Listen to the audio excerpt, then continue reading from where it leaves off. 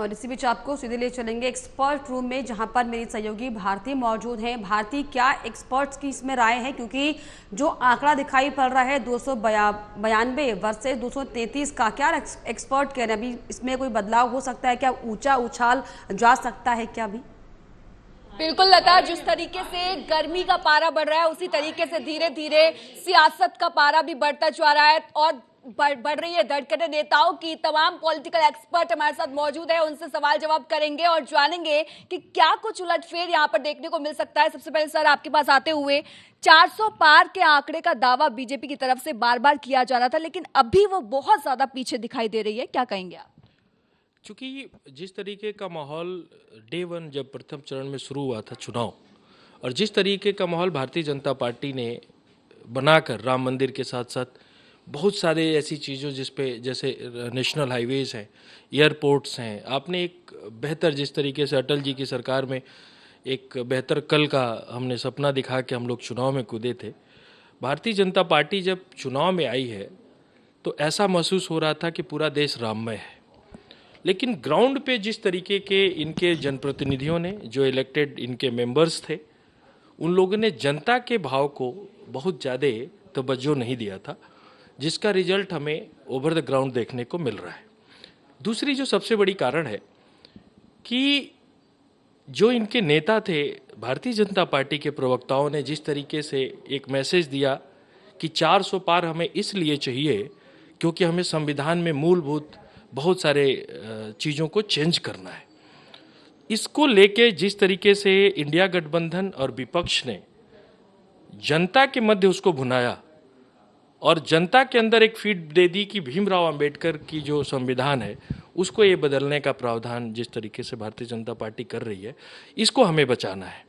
तो जो rural areas में जो पब्लिक है उसके पास जो मैसेज गया, उसको भारतीय जनता पार्टी और नरेंद्र मोदी जी अपने मंचों से नहीं संभाल पाए। शायद यही रीजन है कि भारतीय जनता पार्टी 400 पार का जो नारा दे रही है उससे पिछड़ती हुई दिख रही है। बिल्कुल, कहीं ना कहीं 400 पार जो था वो गलत दिशा में चला गया।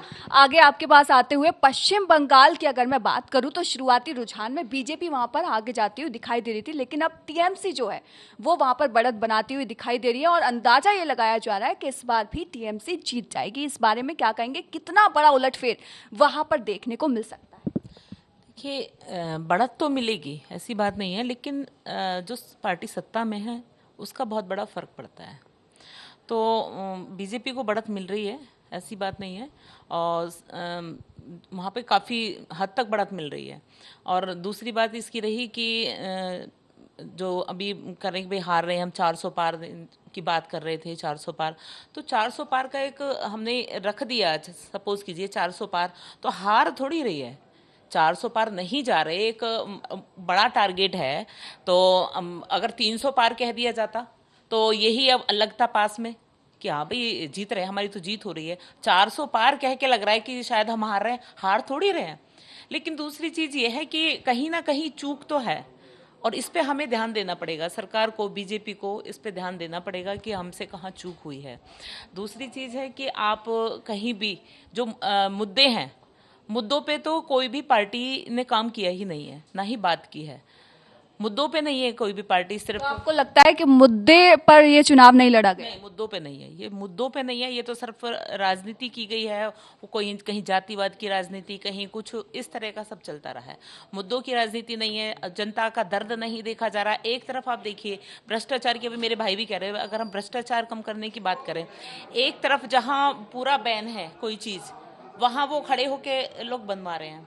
दूसरी चीज़ जैसे कि अब ज़मीन की बात करें, प्रॉपर्टी की बात करें, एक तरफ आपको लग रहा है कि भाई ये प्रॉपर्टी बैन है तो उसको उस पे आप स्टाम्प क्यों ले रहे हैं, ये कौन देखेगा?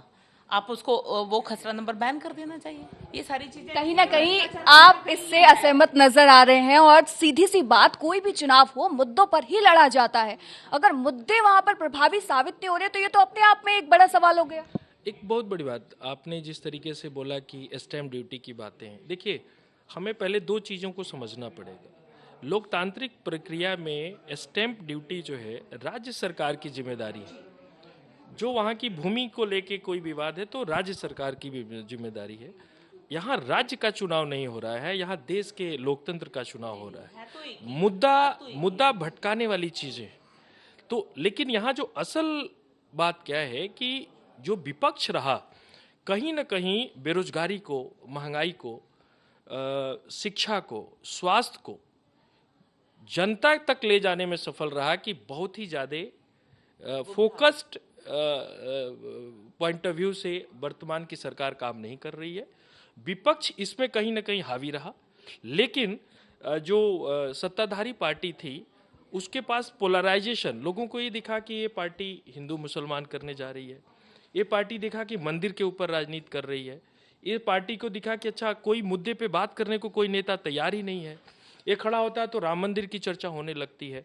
राम मंदिर नो डाउट 500 वर्षों के इतिहास में भारतीय जनता पार्टी ने जिस तरीके से राम मंदिर को एक मूर्त रूप दिया है, ये अपने आप में अविस्मरणीय है। लेकिन क्या अयोध्या 542 सीटें और भी तो हैं? क्या राम मंदिर सिर्फ अयोध्या में ही तो बना है? आप एक दूसरा एंगल और मैं लूंगा यहाँ पे, लेकिन और क्या मंदिर से कहाँ तक लोगों को कनेक्ट किया गया? क्योंकि मैं थोड़ी सी इससे असहमत हूँ, क्योंकि राम मंदिर का जैसे आपने जिक्र किया, राम मंदिर का मुद्दा भले ही जुबान पर दिखाई न दे रहा हो लेकिन लोगों के दिल में है। जब लोग वहां मंदिर में जाते हैं हजारों की संख्या में, तो वो ये इस सवाल पर आते हैं। मैं उसी पे आ रहा हूँ। भारतीय जनता पार्टी ने 500 वर्षों के एक इतने बड़े मुद्दे को खत्म जरूर किया है, लेकिन आप ये देखिए कि 1992 की जो लड़ाई थी, जिन्होंने अपने आंखों से देखा 1990 के दशक में जिस तरीके से राम मंदिर को लेकर संघर्ष चल रहे थे जमीन पे, और जिन्होंने देखा वो आज 60 साल प्लस के हो चुके हैं, बहुत लोग इस दुनिया से भी सिधार चुके हैं। जो नई जनरेशन आई, जो आज का फर्स्ट वोटर है, वो 2004 का, अगर वो 2004 और 5 में अगर वो पैदा हुआ तो वो आज हमारा वोटर है। उसको लेके, राम मंदिर को लेके बहुत ज्यादा क्रेज नहीं था। लेकिन अगर आप एजुकेशन की बात करते हैं, जो शुरुआती वोटर्स थे उनमें ये चीज देखी गई। एग्जैक्टली जो शुरुआती वोटर्स थे उनमें ये देखा गया कि वो कांग्रेस और इंडिया गठबंधन की तरफ ज्यादा प्रभावित हुए थे, क्योंकि जो सत्ताधारी पार्टी थी वो हमारे युवाओं के लिए रोजगार पे बात करना नहीं चाह रही थी, वो महंगाई पे बात करना नहीं चाह रही थी, वो बेरोजगारी पे बात नहीं करना चाह रही थी, वो जो लचर स्वास्थ्य व्यवस्थाएं हैं उस पे चर्चा नहीं कर रही थी। और जो विपक्ष है लगातार इसके ऊपर टारगेटेड था कि हमारा संविधान बदल देंगे, हमारे स्वास्थ्य की सुविधाएं नहीं है, हमारे पास एजुकेशन नहीं है। और कुछ न कुछ विपक्ष, चूंकि 2014 में एक नया ट्रेंड आया था कि दुनिया सोशल मीडिया से भी इलेक्शन लड़ा गया, भारतीय जनता पार्टी ने सोशल मीडिया पे बहुत स्ट्रांगली इलेक्शन लड़ा और ग्राउंड पे भी बहुत स्ट्रांगली इलेक्शन लड़ा। उसको बदलने में 10 साल जरूर लग गए, लेकिन इस बार ये देखा गया कि विपक्ष भी सोशल मीडिया पे भी उतना ही पैरेलल इलेक्शन लड़ रहा था जितना ओवर द ग्राउंड लड़ रहा था। आपके पास लौटूंगी। दक्षिण का किला भेदने की तमाम कोशिशें जो हैं वो बीजेपी की तरफ से की गई। अगर दक्षिण भारत की सीटों की मैं बात करूं तो 132 सीटें बनती है वहां पर। क्या लगता है आपको इस बार कितना बड़ा उलटफेर जो है वो दक्षिण भारत में बीजेपी के लिए होगा? देखिए, दक्षिण भारत की जहाँ तक बात है, तमिलनाडु का हम देख रहे हैं कि एक भी सीट अभी तक बीजेपी वहाँ पर निकाल नहीं पाई है। उम्मीद की जा रही है कि एक आध सीट शायद अंतिम समय तक निकल जाए। आंध्रा में कुछ सीट्स आई हैं और अभी उड़ीसा, हाँ, उड़ीसा की जहाँ तक बात करें वहाँ भी मतलब बहुत बड़ा कोई उलटफेर दिखाई नहीं दे रहा है। प्रज्वल रेवन्ना का जो मामला हुआ उससे बहुत ज़्यादा जो है लोगों के अंदर एक मैसेज गया है कि ऐसे व्यक्ति, चलिए, हालांकि जो है अभी जो चहलकदमी है वो लगातार बनी हुई है। मैं रुक करना चाहूंगी न्यूज़रूम का, जहां पर मेरी सहयोगी पूजा जुड़ गई है न्यूज़रूम से लाइव। पूजा, क्या कुछ न्यूज़रूम कहता है, क्या कुछ न्यूज़रूम से आज निकलकर सामने आ रहा है, क्या अपडेट्स हैं और क्या ये जो आंकड़े बदलते हुए दिखाई पड़ रहे हैं किसके पक्ष में ज्यादा जाते हुए दिखाई पड़ रहे हैं? देखिए लता, जिस तरह से हम शुरुआत से ही, सुबह से ही नजर बनाए रखे हुए हैं सभी सीटों पर, और जिस तरह से कांटे की टक्कर जो है वो देखने को मिल रही है। इधर एनडीए की बात करते हैं तो 294, 297 इस तरह की जो सीटें हैं वो सामने आ रही हैं। इधर अगर हम बात करें इंडी गठबंधन की तो 230, 231 इस तरह से जो है आंकड़े वो सामने आ रहे हैं। हम बात करेंगे अलग अलग राज्यों पर। सबसे पहले बात करते हैं उस सीट पर, उस राज्य की सीटों पर जो सबसे अधिक जो है इस बार चर्चे में रही है। हम जम्मू कश्मीर सीट की बात कर रहे हैं तो भारतीय त्रिपाठी जी, क्या कुछ आंकड़ा निकलकर सामने आ रहा है जम्मू कश्मीर राज्य को लेकर, वहां पे जो सीटें हैं? देखिए पूजा, आर्टिकल 370 के खत्म होने के बाद पहली बार लोकसभा चुनाव वहां पर हो रहे हैं और आप देखिए कि जिस तरह से लगातार वोटिंग प्रतिशत भी वहां पर बढ़ा है और आप देखिए कि जो अभी रुझान जो आ रहे हैं वो बहुत चौंकाने वाले आ रहे हैं। बारामूला से उमर अब्दुल्ला जो हैं वो बहुत पीछे चल रहे हैं। उसी तरह से अनंतनाग से हम बात करें तो पूर्व मुख्यमंत्री महबूबा मुफ्ती जो हैं वो भी पीछे चल रही है। तो आप देखिए कि दो पूर्व मुख्यमंत्री पीछे चल रहे हैं और जो बारामूला सीट है वहां से तो इंडिपेंडेंट जो है वो आगे चल रहा है रुझानों में। उसी तरह से लद्दाख की यदि हम बात करें तो लद्दाख में जो मौजूदा सांसद हैं वो 2019 में बीजेपी के टिकट से जीते थे और इस बार वो कांग्रेस से चुनाव लड़ रहे हैं, लेकिन ना कांग्रेस का प्रत्याशी रुझानों में आगे है और ना बीजेपी का।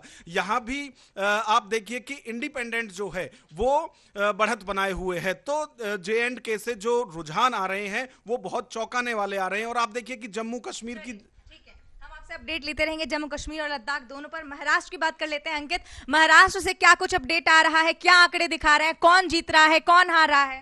जी, महाराष्ट्र में 48 सीटों पर लोकसभा चुनाव हुए थे जिसमें इंडी गठबंधन 27 सीटों पर अपने बढ़त बनाए हुए है, जिसमें 11 सीट कांग्रेस के खेमे में जा रही है और 9 सीट उद्धव ठाकरे के गुट में जा रही है। 7 सीट पर शरद पवार के गुट ने बढ़त बनाए हुए। इंडिया की बात कर ले तो 20 सीटों पर बढ़त बनाए हुए, जिसमें बीजेपी को सिर्फ 12 सीटों पे मिल रही है। और बात कर ले मुंबई नॉर्थ ईस्ट से तो केंद्रीय मंत्री पीयूष गोयल 1 लाख वोटों से आगे चल रहे हैं। जी पूजा। अंकित, देखिए आपने जो बताया है वो आंकड़े, अब जो है वो जो रिजल्ट आएगा वो ही पता चलेगा कि जो असलियत में जो अभी दिखाई दे रहे हैं वो आंकड़े कितने सच निकलते हैं। हम बात करेंगे बिहार की, झारखंड की, चूंकि बिहार में इस बार लालू प्रसाद यादव ने अपनी 2 बेटियों को उतारा था सर, और जिस तरह से प्रचार हुआ, चुनाव प्रचार के दौरान जो बिहार में देखा गया, आपको लग रहा है कि उसका असर हुआ है चुनावी रुझान में? अभी नहीं पूजा, बिहार में जो है रोहिणी आचार्य और इसके अलावा मीसा भारती दोनों अभी पीछे चल रही हैं और दोनों सीटों पर उनका मुकाबला बीजेपी प्रत्याशी के साथ है। एक का राम कृपाल यादव के साथ है मीसा भारती का, और रोहिणी आचार्य का राजीव प्रताप रूढ़ी से सारण का, और दोनों ही लालू प्रसाद की बेटियां जो हैं वो इस वक्त बिहार में पीछे चल रही हैं। बिहार में 17 सीटों पर बीजेपी चुनाव लड़ रही है, 16 सीटों पर जेडीयू और अन्य सीटों को जो है वो एलजेपी रामविलास को दिया गया है। लेकिन इस वक्त जो है सबसे अधिक लीड जो है वो जेडीयू के उम्मीदवार जो है बिहार के सीटों के ऊपर कर रहे हैं, और 5 सीटों के ऊपर आरजेडी के उम्मीदवार जो है वो अपनी आगे बढ़त बनाए हुए हैं। वही अगर झारखंड की बात करें तो झारखंड की 11 सीटों के ऊपर बीजेपी के उम्मीदवार लीड कर रहे हैं, और इसके अलावा आरजेडी और उसके सहयोगी दल जो है वो 3 सीटों के ऊपर लीड कर रहे हैं, और 1 सीट पर अन्य उम्मीदवार जो है वो लीड कर रहा है। पश्चिम बंगाल की अगर बात करें तो पश्चिम बंगाल में लगभग 35 सीटों पर ममता बनर्जी की जो पार्टी टीएमसी है वो आगे चल रही है। इसके अलावा 12 सीटों पर बीजेपी आगे चल रही है, और 1 सीट पर अभी भी लेफ्ट जो है वो आगे चल रहा है। और एक नेशनल अपडेट मैं आपको दे दूं, केरल के त्रिशूर से बीजेपी उम्मीदवार जो है वो चुनाव जीत गए हैं। सुरेश गोपी जो है वो अपनी जीत दर्ज करा चुके हैं केरल में, और बीजेपी के लिए ये पहली बार जो है खाता खोला है केरल के अंदर। आपके पास अपडेट लेते हैं, हम दूसरे राज्यों का भी रुख कर लेते हैं, हम राजस्थान का रुख करते हैं, हम उड़ीसा का रुख करते हैं। तो कमल जी, जिस तरह से आप सुबह से नजर बनाए हुए हैं, उड़ीसा के अभी क्या हाल है? बीजेपी जीत रही है, वहां एनडीए जीत रही है, बीजेपी को ज्यादा बहुमत मिल रहा है, क्या कुछ है? देखिए पूजा, उड़ीसा की कहानी है कि उड़ीसा में 3 पार्टियां हैं, लेकिन टेक्निकली तौर पे 2 ही पार्टियां चुनाव लड़ रही थी, एलजेपी और बीजेपी, क्योंकि एलजेडी और बीजेपी, क्योंकि कांग्रेस खासिए पे नजर आ रही थी। लेकिन चुनाव परिणाम जो आ रहे हैं वो चौंकाने वाले आ रहे हैं। 21 सीटों में से 19 सीटों पे बीजेपी लीड कर रही है, 1 पे बीजेडी है, और आईएनसी को सिर्फ और सिर्फ 1 सीट मिल रही है। तो कहीं ना कहीं बीजेपी के लिए उड़ीसा से तो अच्छी खबर है, उड़ीसा में वो लीड कर रहे हैं, और शायद जो विधानसभा सरकार चुनाव हुए थे वहां पे भी सरकार बनाने के आसपास नजर आ रहे हैं। लेकिन राजस्थान बीजेपी के लिए मुश्किल का सबब बना हुआ है। राजस्थान में बीजेपी 14 सीटों पे लीड कर रही है, तो कांग्रेस 8 सीटों पे, बाकी सीपीआई 1 सीटों पे यहाँ पे दिखा रहा है, आरएलपीटी 1 सीटों पे है और 1 निर्दलीय। तो मिला जुला के कहानी ये है कि कांग्रेस 8 सीटों पे लीड कर रही है, यानी कांग्रेस ने वापसी की है राजस्थान में, और बीजेपी को राजस्थान से खासा नुकसान होता हुआ नजर आ रहा है। तकरीबन वो क्लीन स्वीप करने की स्थिति से सीधे सीधे 14 सीटों पे आ गई हैं। कमल जी, हम आपसे अपडेट और लेते रहेंगे। चलिए अब हम दूसरे राज्यों की तरफ बढ़ते हैं, हम छत्तीसगढ़ का हाल जानेंगे। उत्कर्ष छत्तीसगढ़ के बारे में बताएं, क्या कुछ चल रहा है वहां पे, क्या कुछ अपडेट आ रहा है छत्तीसगढ़ से? देखिए छत्तीसगढ़ की स्थिति वैसे ही बनी हुई है जैसे कि सुबह से थी। एक सीट पर कांग्रेस आगे चल रही है जो कि कोरबा की सीट है। यहां से ज्योत्सना चंद्रदास महंत लगभग 8,500 वोटों से आगे चल रही है और बाकी की जो 10 सीटें हैं छत्तीसगढ़ की उसी पर बीजेपी अपनी बढ़त बनाए हुए है। फिर अगर हम बात करते हैं मध्य प्रदेश की, तो मध्य प्रदेश में इस बार बीजेपी क्लीन स्वीप की ओर बढ़ रही है। पिछली बार बीजेपी रह गई थी एक सीट से जो कि छिंदवाड़ा की सीट थी, वहां पर कमलनाथ थे और कमलनाथ जीत गए थे। इस बार उनके बेटे नकुलनाथ है तो वो भी पीछे चल रहे हैं। और अगर हम बात करें ज्योतिरादित्य सिंधिया की, तो ज्योतिरादित्य सिंधिया अपनी सीट पर लगभग 4.5 लाख वोटों से आगे चल रहे हैं। और वहीं शिवराज सिंह चौहान जो 4 बार मुख्यमंत्री रह चुके हैं मध्य प्रदेश के, वो लगभग 6 लाख वोटों से अपनी सीट पर विदिशा पर बढ़त बनाए हुए हैं। ठीक है, तो देखिए अभी हमारे साथ न्यूज रूम अपडेट है। कमल हमें बताएंगे कि राजस्थान से क्या कुछ अभी अपडेट आया है, क्या कुछ ब्रेकिंग आ रही है अभी? राजस्थान की जयपुर सीट से बीजेपी की मंजू शर्मा जीत चुकी हैं चुनाव, जो कि ऑफिशियली तौर पे जीत चुकी हैं। बाकी सीटों पे अभी रुझान ही चल रहे हैं, लेकिन एक सीट राजस्थान की बीजेपी जीत चुकी है। मंजू शर्मा जयपुर से जीत चुकी है। ठीक है कमल, बहुत बहुत धन्यवाद आपका, आपने हमें अपडेट बताया। तो जिस तरह से आप देख रहे हैं लता कि जो न्यूज रूम का माहौल है, लोगों जो हमारे लोग हैं उनकी नजरें हैं पूरी की पूरी सीटों पर, किस तरह से एनडीए जीत रही है, एनडीए की गठबंधन की तरफ जो है वो सीट का रुझान जा रहा है। तो इस तरह से जो है हमारी पूरी टीम की नजरें जो है वो सुबह से बनी हुई है और हम जो है एक एक जो वोट एक एक सीट है उसके बारे में जानकारी आपको जो है आप तक हम पहुंचा रहे हैं। चप्पे पर जो है एमवी नेटवर्क की नजर बनी हुई है, चाहे न्यूज रूम हो, चाहे एनालिटिकल रूम हो, चाहे पॉलिटिकल रूम हो, हम एक एक अपडेट आप तक पहुंचा रहे हैं। और अब हालांकि अब तक जो है रुझान सुबह से सामने आ रहे थे, लेकिन अब जो है जीत का आंकड़ा भी सामने आने लगा है, जिसमें अभी मेरे सहयोगी ने बताया कि राजस्थान के जयपुर से आपको बता दें कि बीजेपी की मंजू शर्मा ने जीत हासिल कर ली है, यानी कि पहला खाता बीजेपी का यहां से खुल चुका है। और अब जो है लगातार जो आगे के अपडेट्स होंगे वो उसी से जुड़े हुए होंगे, क्योंकि जिस तरीके से अब आधा दिन का समय निकल चुका है, करीब 2 अब बजने वाले हैं। और ऐसे में सुबह से रुझानों के बाद अब जो है परिणाम नतीजे आने शुरू हो जाएंगे, जिसमें राजस्थान की जयपुर सीट पे आपको बता दें ये बड़ी और अहम जानकारी, क्योंकि मंजू शर्मा ने जीत हासिल कर ली है। ये बड़ी जानकारी जिस तरीके से लगातार आपको बता दें कि एनडीए वर्सेस इंडिया का जो रण पिछले 1 महीने चला, अब उसके नतीजे आज सबके सामने होंगे, परिणाम उसके सबके सामने होंगे कि कौन सी पार्टी जो है जीत हासिल कर रही है और किसकी सरकार केंद्र में बनेगी। लेकिन जिस तरीके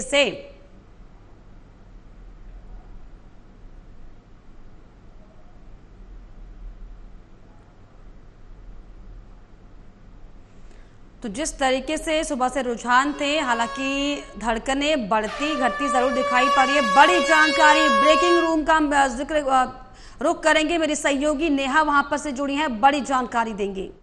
बिल्कुल, देखा जा रहा है किस तरह से लगातार रुझान आ रहे हैं और किस कुछ सीटों के परिणाम भी सामने आने लगे। इस बीच बड़ी खबर सामने आ रही है, चंद्रबाबू नायडू से पीएम मोदी ने फोन पर बात की है। बड़ी खबर इस वक्त की बता दें आपको, पीएम के बाद अमित शाह ने भी नायडू से बातचीत की है। तो लगातार रुझान आ रहे हैं, परिणाम आ रहे हैं। इस बीच नायडू की टीडीपी फिलहाल 16 सीटों पर आगे चल रही है और प्रधानमंत्री मोदी ने बातचीत की है। नतीजों के बीच राजनीतिक हलचल तेज हो चुकी है। जिस तरह से रुझान दिख रहे हैं, इस बीच चर्चा भी जारी हो चुकी है। चंद्रबाबू नायडू से प्रधानमंत्री मोदी ने फोन पर बात की है। पीएम के बाद केंद्रीय गृह मंत्री अमित शाह ने भी नायडू से बातचीत की है। बता दें आपको कि नायडू की टीडीपी फिलहाल 16 सीटों पर आगे चल रही है और चर्चा भी शुरू हो चुकी है। नतीजों के बीच राजनीतिक हलचल लगातार तेज हो रही है। सियासी समीकरण बदलते नजर आ रहे हैं, कहीं पर कोई आगे चल रहा है तो पीछे कहीं पर कोई चल रहा है। इसी के साथ ही कुछ सीटों के परिणाम भी सामने आ चुके हैं। राजनीतिक हलचल तेज हो चुकी है, चर्चाएं होने लगी है किस तरह से कहां काम किया जाएगा।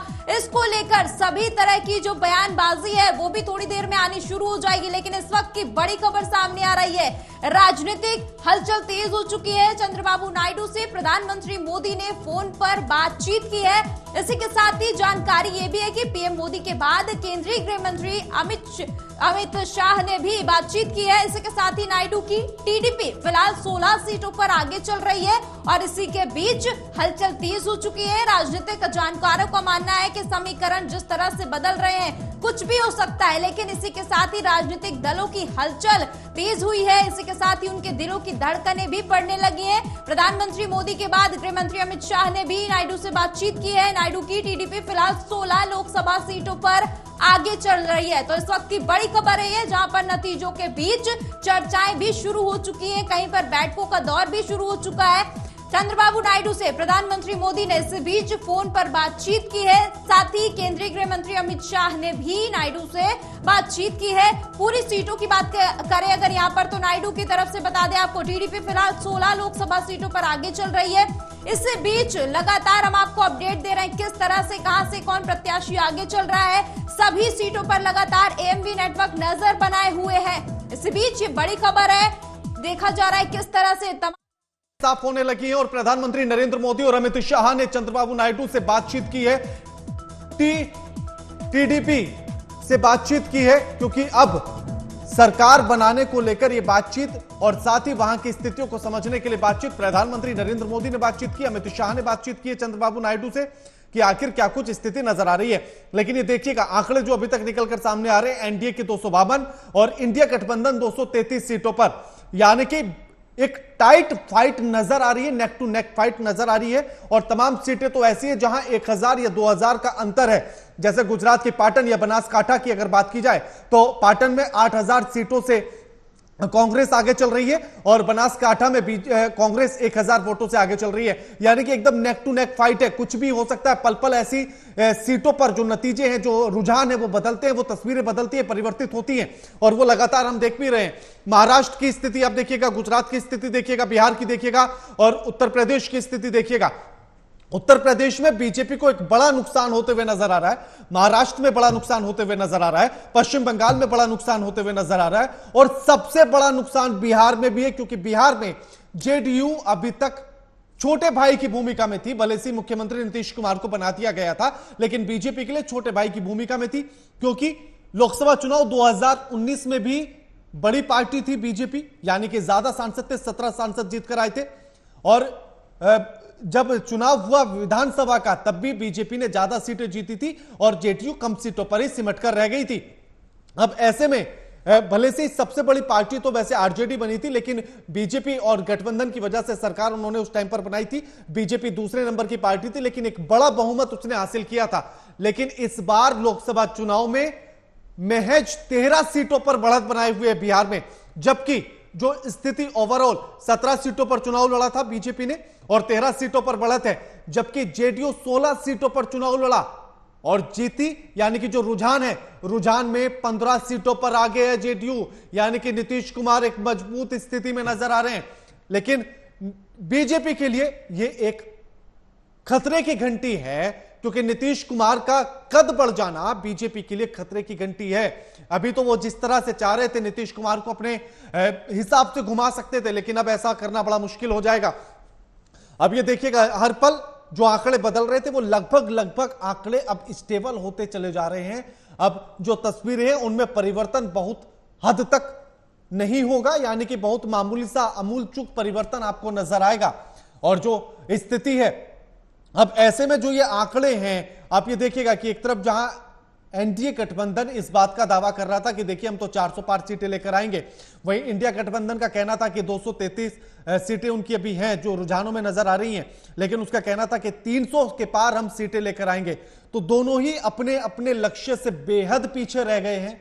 लेकिन एक स्वस्थ लोकतंत्र के हिसाब से ये नतीजे बड़े अच्छे हैं और हम अब आपको सीधे लेकर चलेंगे एक्सपर्ट रूम में, जहां हमारे साथ एक्सपर्ट मौजूद होंगे और हमारे सहयोगी वहां मौजूद हैं। ओमशील, आंकड़े, समीकरण और जो स्थिति अब नजर आ रही है, क्या कुछ कहना है एक्सपर्ट्स का?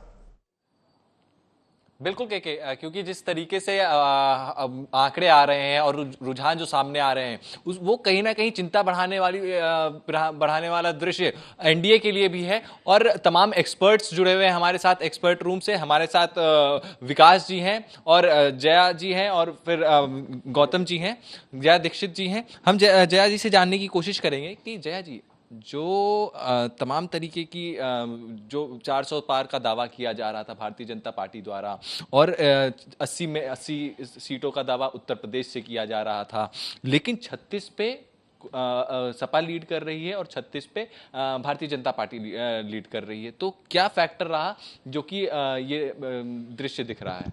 देखिए, बेसिकली पिछले 10 वर्षों के अगर उत्तर प्रदेश की पृष्ठभूमि को हम देखते हैं तो भारतीय जनता पार्टी कहीं ना कहीं डेवलपमेंट की राजनीति करके पहली बार आज़ाद हिंदुस्तान में भारतीय जनता पार्टी सत्ता में आई थी और प्रचंड बहुमत के साथ आई थी।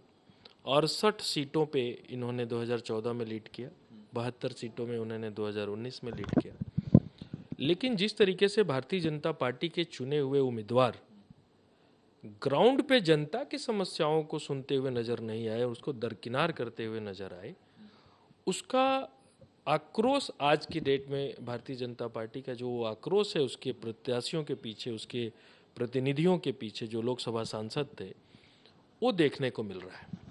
विकास जी, अगर हम बात करें फैक्टर्स की, तो क्या फैक्टर्स हैं? क्योंकि उत्तर प्रदेश में कई सारे मुद्दे हावी रहे हैं। राम मंदिर बना, वो एक मुद्दा हो सकता है, लेकिन क्या इसे भुना नहीं पाए बीजेपी वाले, या राम मंदिर का कोई असर देखने को नहीं मिल रहा है अभी तक फिल वक्त? तो क्या लगता है, क्या अग्निवीर का मुद्दा हावी रहा विपक्ष के लिए? बेरोजगारी, महंगाई, क्या रहा? देखिए, राम मंदिर का जहाँ तक बात है, राम मंदिर जो है केवल उत्तर प्रदेश का मुद्दा नहीं है, पूरे भारत का कहीं ना कहीं मुद्दा था। 500 वर्ष से चली आ रही है एक बहुत बड़ी जो मांग थी लोगों की, एक तरीके से आप कह सकते हैं, उसको पूरा किया, लेकिन उसका उतना फ़ायदा नहीं मिल पाया जितना मिलना चाहिए था। उसका एक कारण तो ये है कि जो वोटर्स हैं वो युवा, जो इस चुनाव में वो 2000 के बाद के जो लोग पैदा हुए हैं, युवा हैं, और उनको धार्मिक मसलों में उतनी रुचि होती नहीं है। कहीं ना कहीं ये बात भी होगी। दूसरी बात ये कि बेरोजगारी और महंगाई के जो मुद्दे थे उसको किसी भी पार्टी ने उतनी जगह नहीं दी अपने एजेंडा में। उन्होंने जगह दी, ये जो मैं खासकर देखता हूँ इस चुनाव की खास बात ये कि जातियों के नाम पर बहुत ज़्यादा इसमें देखी गई चीज़ें। 2019 में जो राष्ट्रवाद का मुद्दा था, पुलवामा में जो घटना हुई थी, उन सब चीज़ों का भी बीजेपी को फ़ायदा मिला था। लेकिन इस बार जो है वो जाति के आधार पर ये चुनाव हुआ, मुझे लगता है। अटल जी, देखिए, कई सारी चीज़ें हैं। स्मृति ईरानी काफ़ी दिक्कत चेहरे के रूप में उन्हें प्रोजेक्ट किया जाता है। वो अमेठी से अभी सांसद भी हैं, उनको फिर से टिकट दिया गया, लेकिन वो अभी काफ़ी ज़्यादा वोटों से वो पीछे चल रही हैं। और एक कांग्रेस के एक आम कार्यकर्ता के.एल. शर्मा, वो वहाँ से चुनाव लड़ रहे हैं और वो एक काफ़ी ज़्यादा बढ़त बनाए हुए हैं। क्या लगता है, क्या कारण रहा कि अमेठी से स्मृति ईरानी हार रही हैं, वो भी एक मामूली कांग्रेस के कार्यकर्ता से? देखिए, स्मृति ईरानी जी का जहाँ तक का मानना है कि वो वहाँ के जो जिस लोकसभा से वो चुनाव लड़ रही हैं, उस लोकसभा में जनता ने उनको इस बार नकारा है। नकारने का कारण मेन यही रहा है कि जनता के बीच में उनका ना जाना और जनता में जितने भी उनके अपने कार्यकर्ता थे उनसे दूरियां बना कर रखना और उनको अपने तक ना पहुंचना और जनता की जो भी जन समस्याएं हैं उनको नकारना। इस तरीके से स्मृति ईरानी जी पीछे की तरफ आ रही है। ये समस्या वहाँ की रही है। देखिए, अगर हम बिहार की बात करें तो बिहार में तेजस्वी यादव लगातार ये सवाल उठाते रहे कि जातिगत जनगणना होना चाहिए। मैं जब सरकार में आया तो नौकरी का वादा किया, मैं नौकरी भी 6 लाख नौकरी बांटा। और बेरोजगारी का एक लगातार वो सवाल खड़े करते आए हैं और पेपर लीक का भी बात करते आए हैं। अभी इंडी गठबंधन 5 सीटों पर लीड सिर्फ बनाया हुआ है, 40 लोकसभा सीटें हैं। क्या लगता है वो सारी चीज़ों को ये भुना नहीं पाए? हाँ, लगभग जो तेजस्वी जी का जो कहना है, जो जिस पॉइंट पे वो कह रहे हैं, तो कहीं ना कहीं ये चीज़ें हैं एग्जिस्टेंस, और बिहार में ये चीज़ें आई हैं। जैसे चाहे हम टीचर्स की भर्ती कह लें, चाहे कोई भी इन मुद्दों को कह लें, तो ये चीज़ें हुई हैं। तो जहाँ तक लगता है कि ये चीज़ें पॉसिबल हैं और शायद ये होगा, तो ऐसा मानना है, मतलब कह सकते हैं कि ऐसी चीज़ें हो रही हैं और उस पर शायद पॉसिबिलिटीज़ हैं कि बढ़ोतरी रहेगी, और मे बी ऐसा कुछ कह सकते हैं हम लोग। बलदेव गौतम जी हमारे साथ हैं। बलदेव जी, अगर हम झारखंड का जिक्र करते हैं तो झारखंड में कई सारे मुद्दे हावी रहे। एक तो हेमंत सोरेन की गिरफ्तारी, उससे एक सेंटीमेंट वोट लेने की कोशिश कल्पना सोरेन द्वारा और पूरे जेएमएम द्वारा। वो दिल्ली का भी वही रहा, लेकिन दिल्ली में कुछ फ़ायदा होता हुआ अभी तक नहीं दिख रहा है। लेकिन हम वापस झारखंड पे आते हैं तो दुमका जो सीट है, वहाँ से सीता सोरेन चुनाव लड़ रही हैं, और सीता सोरेन वहाँ से चुनाव, क्या लग रहा है वो बढ़त बना पाएंगी? निश्चित रूप से बढ़त बनाएंगे, वो निश्चित रूप से बढ़त बनाएंगे। बीजेपी ने जो ये करप्शन का जो मुद्दा उठाया, भले ही दिल्ली हो या झारखंड हो, और एक अब जैसे दिल्ली में ही हम, केजरीवाल जी ने अपना रिज़ाइन नहीं किया, उन्होंने कहा नहीं मैं रिज़ाइन नहीं दूंगा। इट मीन्स कि जो बीजेपी जिस प्लान के अकॉर्डिंगली चली वो प्लान वहाँ फेल हो गया। इसके अपोजिट हम झारखंड में देखते हैं, झारखंड में वो इस्तीफा दे बैठे। इसका क्रेडिट उन्होंने ले लिया कि जी ले लो, उन्होंने रिजाइन किया, रिजाइन किया, इट मीन्स कि वो एकदम ठीक है। तो इसके बेस पर जो दिल्ली का रिएक्शन रहा वो वहां पर झारखंड में देखने को मिला कि यहाँ पर रिजाइन नहीं किया लेकिन वहां कर बैठे, तो उसकी सिंपैथी वो गेन करेंगे और निश्चित रूप से उन्हें फायदा मिलेगा। बिल्कुल केके, तो आपने सुना, देखिए तमाम एक्सपर्ट्स की यही राय है कि सेंटीमेंट्स वोट लेने की पुरजोर कोशिश की गई, लेकिन वो सेंटीमेंट्स वोट धरातल पर उतरकर उतना अच्छे से नहीं आ पा रहा है। चाहे वो हम दिल्ली की बात करें, दिल्ली में 7 सीटों पर भारतीय जनता पार्टी आगे चल रही है। उत्तर पूर्वी दिल्ली से कन्हैया कुमार बीच में आगे हुए थे, लेकिन अब वो फिर से मनोज तिवारी बढ़त बनाते हुए दिख रहे हैं। अब सवाल ये है कि अंतिम जो परिणाम जो आएगा 2 से 3 बजे के करीब परिणाम आने शुरू हो जाएंगे, उसमें क्या कुछ निकल कर सामने आता है, ये देखने वाली बात होगी।